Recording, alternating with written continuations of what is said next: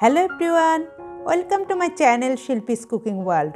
আশা করছি সবাই ভালো আছেন। শীতের পিঠাপুলির আয়োজনে আজ থাকছে আপনাদের জন্য নরম ও তুলতুলে পাটিসাপটা পিঠার রেসিপি। এই পিঠাটা খেতে খুবই টেস্টি হয়। আশা করছি এই রেসিপিটি সবার খুব ভালো লাগবে। রেসিপিটি ভালো লাগলে আমার চ্যানেলটি সাবস্ক্রাইব করে পাশে থাকা বেল আইকনটি ক্লিক করবেন।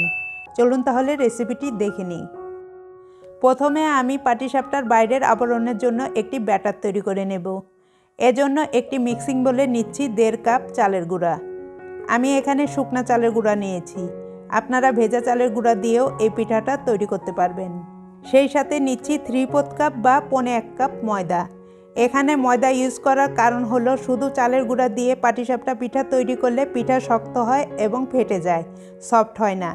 চালের গুঁড়ার সাথে ময়দা ইউজ করলে পিঠাটা মসৃণ হয় এবং নরম ও তুলতুলে হয়।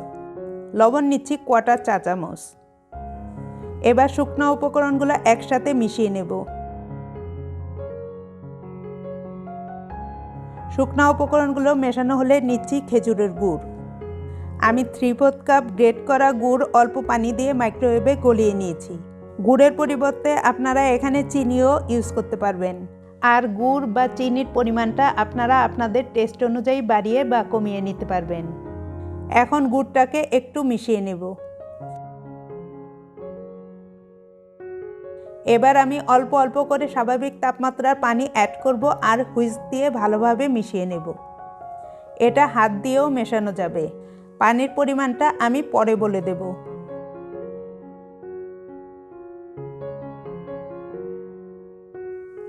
কথা বলতে বলতে একটি উপকরণ নিতে আমি ভুলে গিয়েছিলাম, সেটি হলো গুঁড়া দুধ।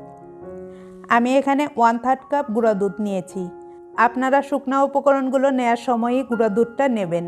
গুঁড়া দুধটা আপনারা ইউজ না করে পানির পরিবর্তে লিকুইড দুধটা দিয়েও ব্যাটারটা তৈরি করতে পারবেন। আবার ভালোভাবে মিশিয়ে নিচ্ছি। এখন আমি ব্যাটারটাকে 5-6 মিনিট ভালোভাবে ফেটিয়ে নেব। ব্যাটারটা যত বেশি ফেটানো হবে পিঠাটা তত বেশি সফট হবে।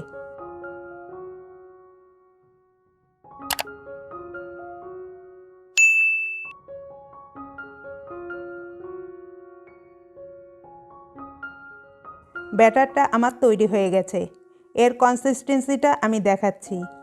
দেখুন, ব্যাটারটা খুব বেশি ঘনও না আবার খুব বেশি পাতলাও না। পাটিসাপটার জন্য একটি পারফেক্ট ব্যাটার হয়েছে। আমার এখানে 2 কাপ এবং 1 টেবিল চামচ পানি লেগেছে। আপনাদের একটু কম বেশি পানি লাগতে পারে। তবে পানিটা একবারে না মিশিয়ে অল্প অল্প করে বারে বারে মিশালেই ভালো হয়। এখন আমি ব্যাটারটাকে ঢেকে আধা ঘন্টার জন্য সাইডে রেখে দেব। এতে করে ব্যাটারটা সেট হয়ে যাবে।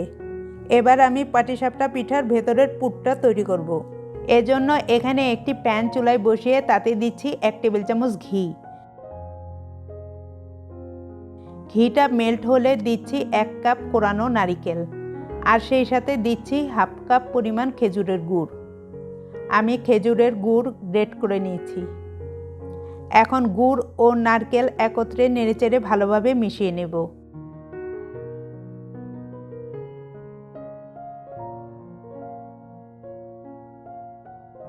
দুই 3 মিনিট নারকেল ও গুড় জাল করার পর দিচ্ছি ঘন দুধ।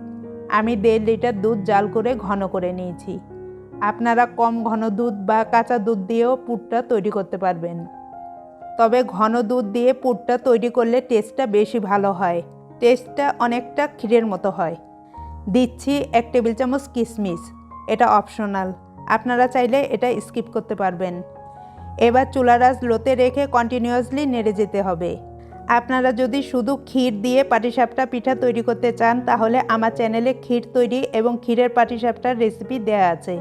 লিঙ্কগুলো ডেসক্রিপশন বক্সে দেয়া থাকবে, চাইলে সেখান থেকে দেখে এই পিঠা তৈরি করে নিতে পারেন। এখন পুরটা অনেকটাই ঘন হয়ে এসেছে। আমি আরেকটু ঘন করব।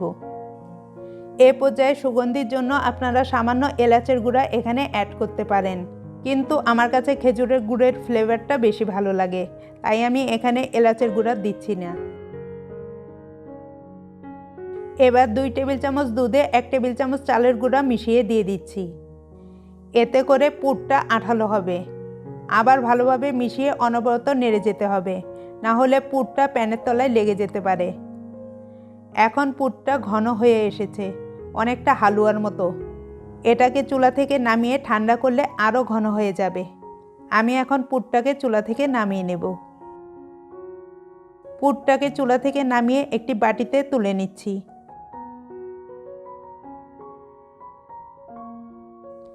এবার পুরটাকে ঠান্ডা করে আমি পিঠা তৈরি করব। এখানে একটি ননস্টিক প্যান চুলায় বসিয়ে এতে সামান্য পরিমাণ ঘি ব্রাশ করে নিচ্ছি। আপনারা ঘিয়ের পরিবর্তে তেলও ব্রাশ করে নিতে পারবেন। এ পর্যায়ে চুলার আঁচ একেবারে লোতে রেখে আমি একটি কাপ দিয়ে ব্যাটারটা প্যানে ঢেলে দিচ্ছি। সাথে সাথে প্যানের হাতলটা ধরে ব্যাটারটাকে ছড়িয়ে দিচ্ছি আর অপেক্ষা করছি পিঠার উপরের পাশটা ড্রাই হওয়ার জন্য। এখন পিঠার উপরের পাশটা ড্রাই মনে হচ্ছে এবং সাইডগুলো উঠে আসছে। এ পর্যায়ে আমি গুড় ও নারকেলের যে পুরটা তৈরি করে রেখেছিলাম সেটা পিঠার এক সাইডে দিয়ে দিচ্ছি। তারপর একটি স্প্যাচুলা দিয়ে পিঠাটা পুরের সাইড থেকে ফোল্ড করে নিচ্ছি। এটা করা একদম সহজ। আমি কিভাবে এই কাজটা করছি তা দেখে নিশ্চয়ই বুঝতে পারছেন। এবার পিঠার এক পাশ কয়েক সেকেন্ড রেখে উল্টিয়ে আরেক পাশ কয়েক সেকেন্ড ভেজে নেব। দেখুন পিঠার বাইরের আবরণটা কত মসৃণ হয়েছে। চুলার আঁচ বাড়িয়ে পিঠা তৈরি করলে পিঠার বাইরের আবরণটা ছিদ্র ছিদ্র হবে। আর এক একটি পিঠা তৈরি করতে 2 থেকে 2.5 মিনিটের বেশি সময় লাগে না।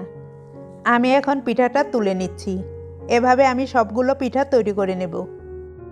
এই তো খুব সহজেই তৈরি হয়ে গেল আমার খুবই মজার নরম ও তুলতুলে পাটিসাপটা পিঠা। আমি একটি পিঠা ভেঙে দেখাচ্ছি।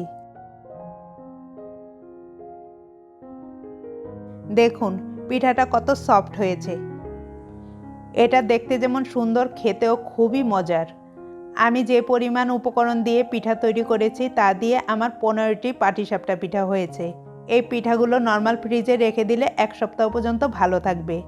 আশা করছি আপনারা এই শীতে বাসায় এটা অবশ্যই ট্রাই করবেন। রেসিপিটি ভালো লাগলে ভিডিওটিতে লাইক ও কমেন্ট করবেন এবং সেই সাথে আমার ভিডিওগুলো ফ্যামিলি অ্যান্ড ফ্রেন্ডসদের সাথে বেশি বেশি করে শেয়ার করবেন। আজ এ পর্যন্তই। ভালো থাকবেন এবং সবাইকে ভালো রাখবেন। বাই।